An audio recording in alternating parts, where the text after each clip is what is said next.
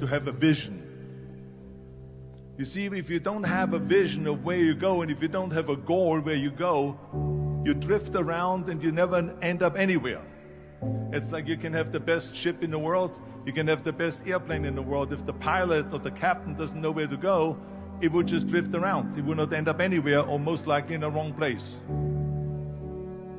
So I was very fortunate that I stumbled onto my vision. I mean, as you know, I was born in 1947 in Austria after the Second World War. And I didn't really like Austria when I grew up. I couldn't wait to get out of there. I couldn't see myself becoming a farmer or a worker in a factory or anything like that. Even though my parents wanted me to stay there and have a normal life.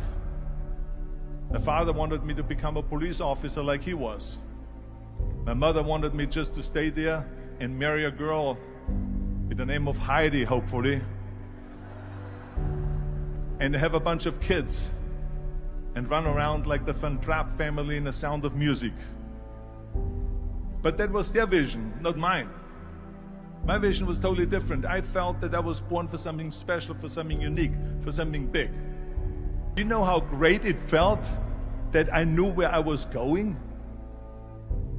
Imagine the majority of people don't know where they're going. When you have a goal, when you have a vision, everything becomes easy.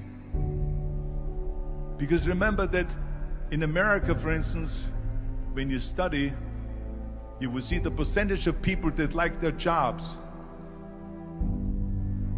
74% hate their job in America. Now, there is not much different when you come to Europe. The majority of people don't like what they're doing because they're really not doing it because they didn't have a goal and they followed this goal. They just aimlessly drift around, and then all of a sudden there's a job opening, so they get that job because you have to work. But then when you work, it's a chore. It's work. It's not fun. So if you think about, only a quarter of the people really enjoy what they're doing in life. That is unbelievable if you think about it. So I felt so blessed that I knew what I was doing.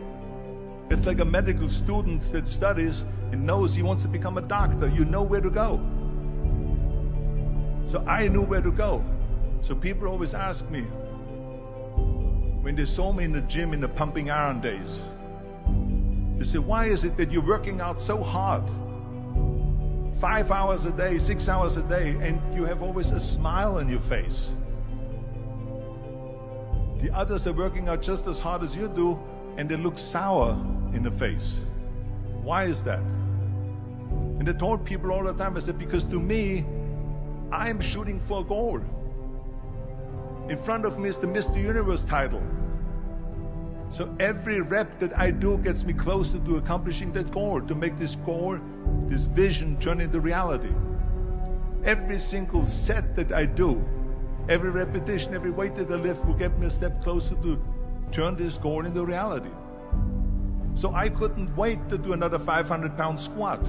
I couldn't wait to do another 500-pound bench press. I couldn't wait to do another 2,000 reps of sit-ups. I couldn't wait for the next exercise, for the next half hour of posing and all the kind of things that you have to do to be a champion. And with the age of 20,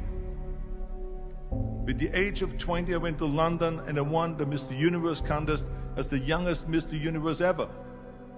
And it was because I had a goal. So let me tell you something, visualizing your goal and going after it makes it fun. You got to have a purpose no matter what you do in life. You got to have a purpose. So that's rule number 1, have a vision. Rule number 2 is, don't listen to the naysayers. Don't listen to the naysayers.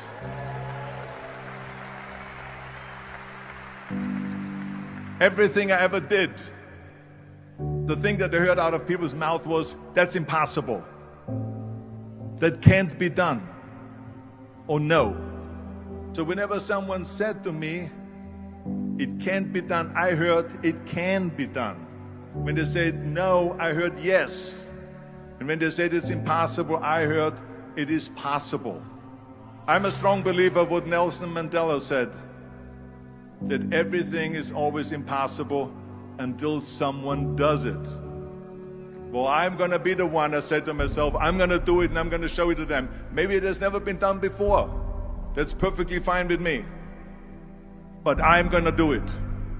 And I did not listen to the naysayers. The next thing, the third point that I'm going to make to you is, before we sit down with Jürgen and talk about the rest of the three, is work your ass off. There is no magic pill. There is no magic out there. You cannot get around. You have to work and work and work. And it drives me crazy when people say they don't have enough time to go to the gym for 45 minutes a day and work out, or to do something for 45 minutes to an hour a day to improve, if it is physically improve or if it is mentally to improve.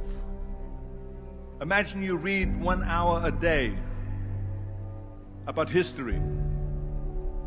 How much you will learn after 365 hours in 1 year.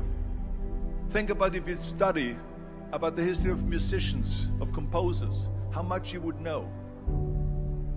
Imagine if you would work on the business, on some business that you want to develop every day for an hour. Imagine how further along you will go and get. So it drives me nuts because when people say we don't have the time, we have 24 hours.